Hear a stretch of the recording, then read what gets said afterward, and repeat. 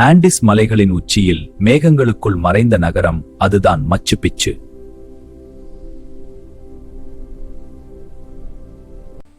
15ஆம் நூற்றாண்டில் இன்கா பேரரசால் கட்டப்பட்ட இந்த நகரம் அரச மையமாக விளங்கியது.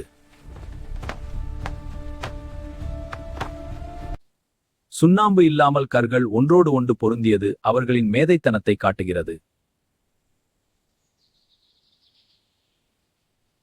படிக்கட்டு வயல்கள் மலைப்பகுதியில் விவசாயத்தை சாத்தியமாக மாற்றின.